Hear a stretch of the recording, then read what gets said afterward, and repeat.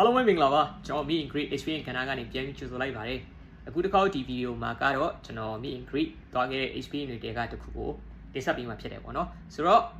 ဒီတစ်ခါဗီဒီယိုမှာကျွန်တော်ဆုံးဖြတ်ခဲ့တဲ့ကစားသမားကဘာတူလဲဆိုတာကိုကျွန်တော်တို့အတူတူဆုံးဖြတ်ကြည့်ပြပါဦး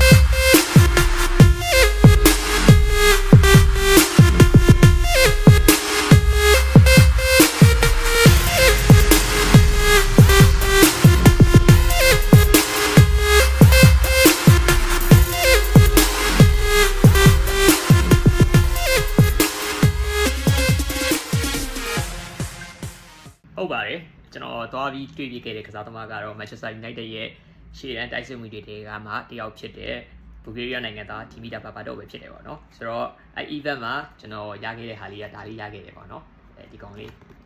အဲတုန်းကကြတော့သူတို့ဒီ Thai က player တွေလည်းလာတယ်ပေါ့နော်